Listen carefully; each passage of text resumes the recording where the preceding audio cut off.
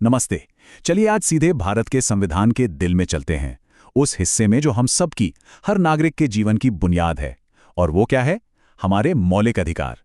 अब ये सिर्फ कुछ कानूनी नियम नहीं है, नहीं, ये तो आप कह सकते हैं एक देश का अपने लोगों से किया गया सबसे पक्का, सबसे मजबूत वादा है। तो सवाल उठता है ना, कि कोई भी संविधान अपने लोगों से आखिर क्या वादे करता है? और यही सवाल आप समझिए आज की हमारी पूरी बातचीत का सेंटर पॉइंट है। क्यों? क्योंकि मौलिक अधिकार जो हैं वो इन्हीं वादों का सबसे ठोस, सबसे जीता जागता रूप हैं। तो आज की हमारी बातचीत में हम समझेंगे कि ये मौलिक अधिकार हैं क्या। हम देखेंगे समानता का वादा क्या कहता है, हमें कौन कौन सी आज़ादियां मिली हैं। फिर बात करेंगे शोषण के खिलाफ क्या सुरक्षा दी गई है। और हाँ, सबसे जरूरी बात, अगर इन अधिकारों का हनन हो तो इन्हें लागू कैसे करवाया जाता है। तो चलिए शुरू करते हैं। ठीक है, तो सबसे पहले बिल्कुल बेसिक से शुरू करते हैं। ये फंडामेंटल राइट्स या मौलिक अधिकार आखिर हैं क्या चीज़?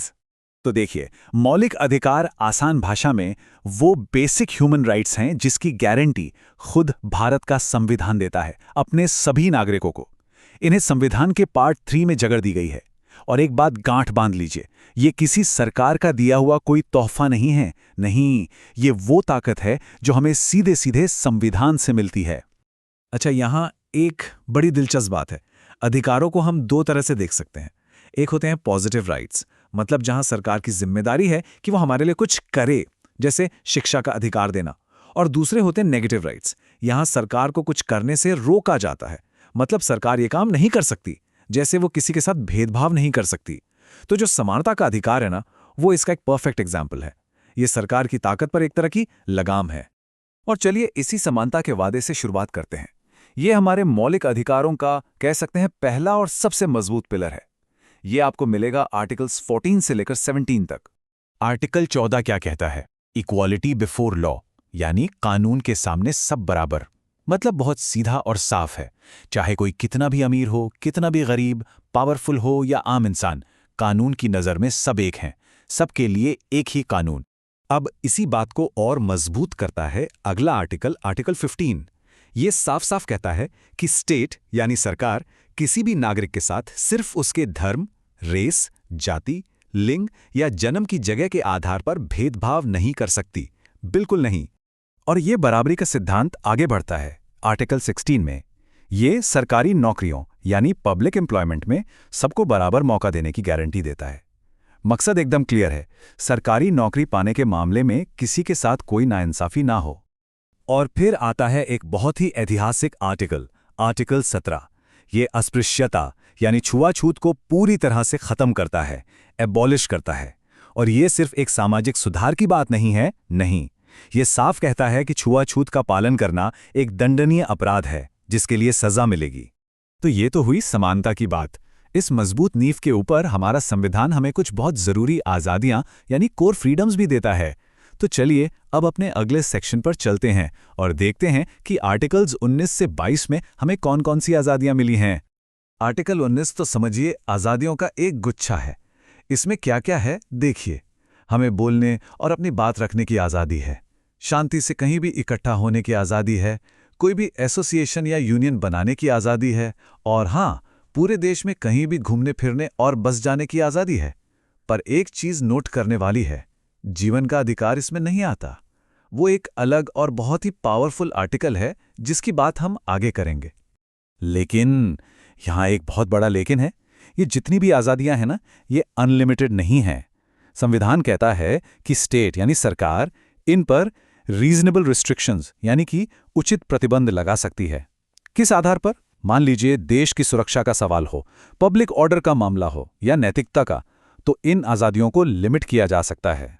अब बात करते हैं आर्टिकल 20 की। ये हमें तब बचाता है जब किसी पर कोई अपराध करने का आरोप लगता है। इसी में एक बड़ा जरूरी सिद्धांत है, डबल जेपर्डी। इसका सीधा सा मतलब ये है कि किसी भी इंसान को एक ही जुर्म के लिए एक से ज्यादा बार सजा नहीं दी जा सकती।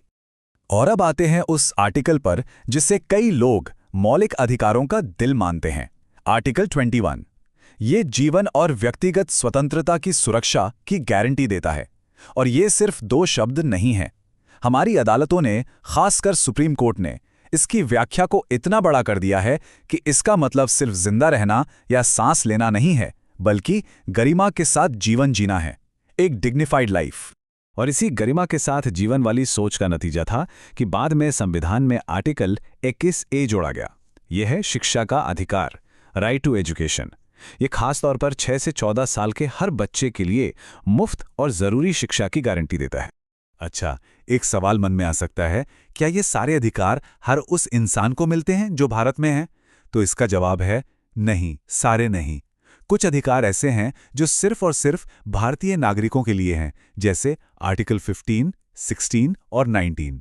लेकिन कुछ ऐसे भी हैं जो एकदम बेसिक हैं और वो यहाँ मौजूद हर इंसान को मिलते हैं, चाहे वो नागरिक हो या विदेशी, जैसे आर्टिकल 14, 20 और 21।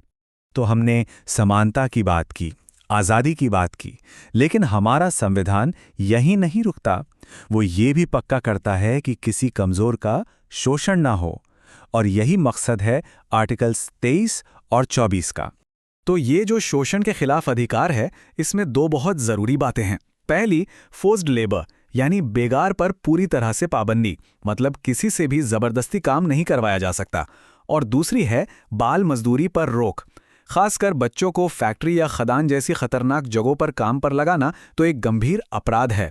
ठीक है, तो हमारे पास ये सारे शानदार अधिकार हैं, लिस्ट बहुत अच्छी है, लेकिन असली सवाल तो ये है कि अगर कोई इन अधिकारों को छीनने की कोशिश करे तो तब क्या होगा?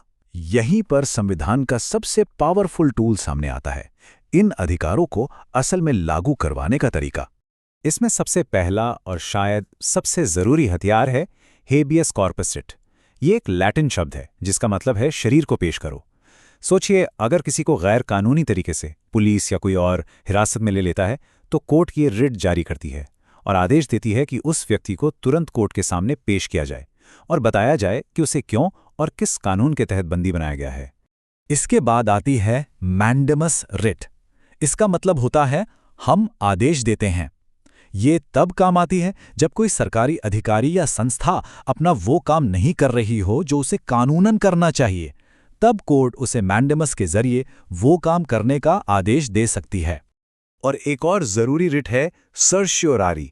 इसके जरिए कोई हायर कोर्ट जैसे हाई कोर्ट या सुप्रीम कोर्ट अपने से नीचे की किसी अदालत के फैसले को मंगवाकर उसकी जांच कर सकती है। और अगर हायर कोर्ट को लगता है कि नीचे की अदालत ने अपने अधिकार क्षेत्र से बाहर जाकर या गलत तरीके से कोई फैसला दिया है तो वो उसे रद्द कर सकती है। ये एक तरह का चेक एंड बैलेंस सिस्टम है। तो ये थे हमारे मौलिक अधिकार। ये दशकों पहले लिखे गए थे, लेकिन आज भी उतने ही जरूरी हैं। और अंत में एक सवाल छोड़ जाता हूं, आज के दौर में आज की चुनौतियों को देखते हुए इनमें से कौन सा अधिकार सबसे ज्यादा अहमियत रखता है? क्या वो बोलने की आज़ादी है, या फिर गरिमा के साथ जीने का हक, या बराबरी का वो वादा जो संविधान ने हमसे किया था? सोचिएगा जरूर।